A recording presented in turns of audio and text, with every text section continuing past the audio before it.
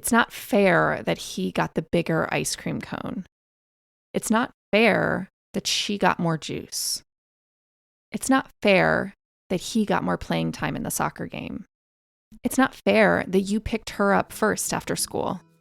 Today we're talking about fairness, and especially the difference between fair and equal.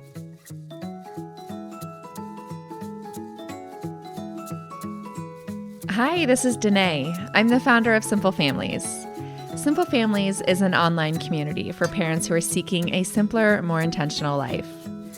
In this show, we focus on minimalism with kids, positive parenting, family wellness, and decreasing the mental load. My perspectives are based in my firsthand experience raising kids, but also rooted in my PhD in child development.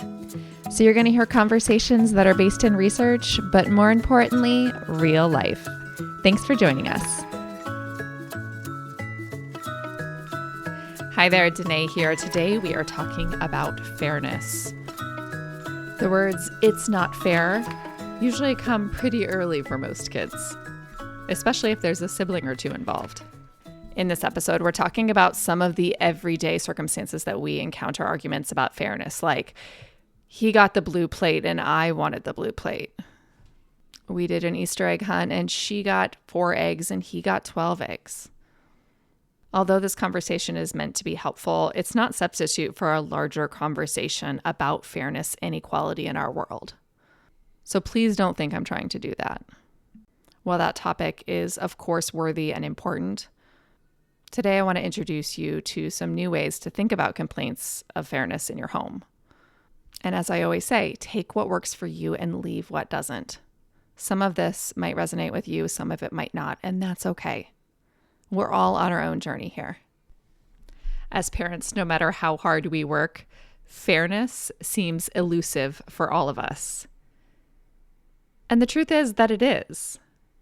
Getting our kids to agree and to buy into the fact that something is fair is difficult, because usually they have their own definition of what fair means. When our kids use the word fair, they usually mean equal. And those things are not the same.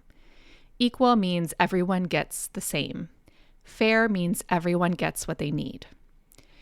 If you had one kid that had no socks, you might go out to the store and buy a dozen pairs of socks, a 12-pack. And then you realize your other kid only has a few pairs, so they need some too. So you buy them a 3-pack, and you come home, you give one kid a 12-pack of socks and the other kid a 3-pack of socks. That is not equal, but that is fair because you have given them what they need. Now, most kids aren't going to be inclined to argue about the fact that this wasn't equal because they don't really care how many pairs of socks that they have. Some kids might be sensitive to this inequality and have an opinion about it. But because this isn't really a high value situation, most kids aren't going to feel slighted by not having as many pairs of socks. It's usually something that blows over. But it is a good example of how understanding the differences between these concepts is really important. And it's also something that our kids really struggle with based on their brain development. You, as an adult with a fully developed brain, know that your kids have different needs. And most likely you're responsive to those needs. And you see that those needs are very different. If you have one kid that had a hard day at school, you might lay with them longer at night and soothe them more that day. So maybe you lay with them for 15 minutes and you only lay with the other child for 5 minutes. That's not equal, but that's fair. One child needed you more that day. Usually the tables turn and things do work themselves out. However, kids live in the moment and often they only remember that example of things being unequal. So you're probably going to hear all sorts of comments when you lay with one kid for 15 minutes, referencing the fact that it's not fair. You always lay with them longer. You never lay with me. This is that all or nothing absolute thinking, black and white thinking, we call it sometimes. We talked about this back in episode 219, simplefamilies.com/episode 219. As kids grow, they develop an ability to see the gray area. They're not so black and white. But throughout childhood, they do maintain this type of thinking for longer than is convenient for most of us. So by asking your kids to understand what fair means, you're asking them to see the gray area. You're asking for them to take a subjective point of view. You're asking them to consider the needs of the other kids in your house or the other kids at school, whoever it might be. And that's really hard. Not only are most kids still experiencing quite a bit of absolute black and white thinking, but perspective taking is very much in development in the early years. When I say the early years, like the first 20 years, or so it seems. So I'll encourage you to be fair, but don't try to make it equal. You'll make yourself crazy. If our kids don't really understand what fair means, are we wasting our times trying to explain it? No, we're planting a seed, but also understanding that this is just a seedling. They're not going to understand this quickly. This is something they're going to grow into. You might see glimpses of them understanding this as they grow, but you're introducing a new concept, and it's going to be hard. So give them the space to grow. They're a work in progress, as are we. So in these years, as they're trying to understand what fair really means and what it means for them and in your family and in their lives, give them some grace. Even if they can spit the definition out to you and explain it to you, there's a very good possibility that their brains aren't quite capable of really grasping the concept. So they get it, but they don't really get it. However, they will with time. We're going to pause for a 1-minute break from today's sponsor. When I come back, I'm going to give you some more examples of where fairness comes into play and also some language to help introduce your kids to this concept. The sponsor for today is Just Thrive. If you've ever felt tightness in your stomach sitting in the rush hour traffic or get butterflies before a big presentation, know that this is your gut that's responsible for this stress response. There's a profound connection between your brain and your gut, and you need to nourish both so you can perform your best. I recently had the founder of Just Thrive on the podcast, Tina Anderson, and I enjoyed learning all about probiotics. Just Thrive Probiotic is not only recommended by some of the biggest names in the health industry, but it's also clinically proven and all natural. It's simple too. I open up a little capsule and sprinkle it in some applesauce and give it to my kids. It can be a game changer for common digestive issues like bloat, constipation, gas, and more. It even supports energy, sleep, and clear skin. Right now, when you go to justthrivehealth.com and use the promo code SIMPLE, you can get 20% off a 90-day bottle of Just Thrive Probiotic and Just Calm. That's like getting a month for free. Go to justthrivehealth.com and use the promo code SIMPLE. Thanks so much for supporting our sponsors. Back to today's episode. I gave a couple examples of how fairness comes up in the sibling relationship, and if you have more than one kid, you probably see this a lot. I've got one more sibling example for you. Let's talk about bedtime and curfews. Pretend you have a 10-year-old, a 12-year-old, and a 15-year-old. The 10-year-old's going to say it's not fair that the 12-year-old gets to stay up later. The 12-year-old's going to say it's not fair that the 15-year-old gets to stay out later.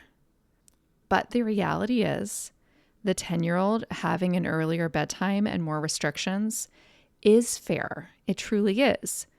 Because at that age, she has different limits and also different sleep needs than the 15-year-old or even the 12-year-old.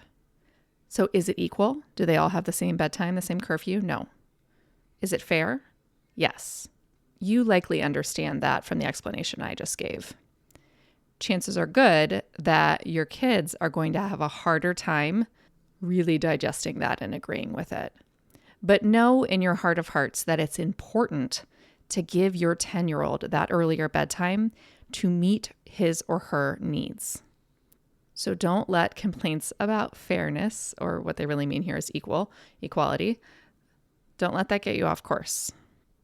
I think complaints about the lack of fairness can come up a lot in the classroom too. I think about a kid who has special accommodations to use a calculator during tests or gets extra time on a test. The other kids in the class might say, "That's not fair. She gets extra time on the test," or "That's not fair. He gets a calculator." These kids that have accommodations like this have disabilities or special needs. The keyword there, needs. It is fair for everyone to get what they need. It's not equal, though. We're not striving for equal. An important part of this conversation is also that not everything is fair. Is it fair that there are kids that don't have food? They need food. They're not getting what they need. That's not fair. But when you have two kids and one pack of fruit snacks, and one kid gets more red gummies than the other one, that's not equal, but it's fair. They both got food to fill up their stomach. Now let's move away from this definition of fair means everyone gets what they need to fair means everyone gets what they've earned, which is also true sometimes. Sometimes, not always. Let's talk about the kids who play sports and say it's not fair because they don't get the same amount of playing time as another peer. Again, that's not equal. It might not even be fair, depending on the situation. But often, the kids who really work hard and practice hard perform better and, as a result, play more. So sometimes it's not equal, but it's fair that kids get what they earned. So a kid that is complaining that it's not fair, they don't get enough playing time in a game, you can explain, you're right, it's not equal, but it's fair because that kid worked really hard. My son plays baseball and he recently mentioned that he has an interest in pitching. He's one of the younger kids on the team and he has never pitched in his life. There's a lot of kids on the team that are older and have been pitching for a long time. They probably go out every day after school practicing their pitching. They work with special pitching coaches. Pitching is a big part of their lives. Should my kid, who just decided kind of on a whim that he wants to pitch, get to be a pitcher just because he wants to be? Should it be equal? Well, maybe he should get to try. But what's fair is if you work hard and you practice hard, you may perform better and then get to pitch more. That's the simplified definition, right? The truth is that some kids, no matter how hard they practice, are not going to be good pitchers. They're just not. And that sucks. If you have a kid who seems to have to work twice or 3 times as hard as most of the other kids in the room to get the same result, then you felt this. You have felt how unfair it seems.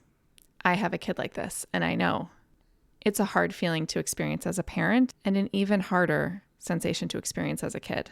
Maybe they don't have the body type for it. They don't have the stamina. They don't have the muscle tone. They don't have the attention span or the motivation or the perseverance, whatever it might be. There's some sort of skills that are lacking in their ability to perform well. There are some kids that these things come easier for. Some kids who are natural athletes who can just wander onto a new sport field and start playing and look pretty skilled at it. And other kids who can practice for years and still be clumsy and not make the team and not get equal playing time. And at the end of the day, this sucks. It sucks to be that kid. It sucks to be that parent. And there are going to be hard feelings, sad feelings, because sometimes things are neither fair nor equal. And that's a life lesson. One that we wish our kids didn't have to learn, but they do. And we have a choice as parents how we're going to handle those feelings. Are we going to say, that sucks, it's not fair? We could join in on that sentiment. But if we're coming to complain about the coaching staff and the decisions that are being made, sure, let's teach our kids how to self-advocate.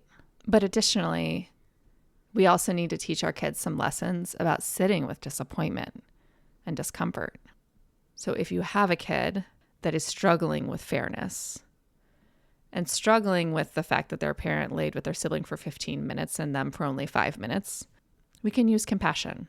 Say things like, I know this is really hard. It's okay to feel upset. I know you tried your best. I can understand if you feel sad. I know that you wish it would be equal, but unfortunately it's not. Now, none of that is to say that we shouldn't advocate for our kids to have equal opportunities. That's, I guess, a podcast for a different day. But what I do think we should do is we should teach our kids that life isn't fair. And when it feels particularly unfair, it's okay to feel sad. It's hard. It's okay to be upset. To get our kids to buy into this idea that fair isn't equal, and we're not even striving for equal, we also have to be okay with it ourselves. So at the end of the day, when you go to that kid who you only sat with for 5 minutes at bedtime and the other kid you sat with for 15 minutes, you need to own that.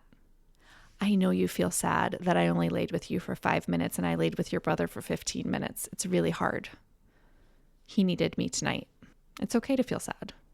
If we want them to be okay with it, we have to be okay with it.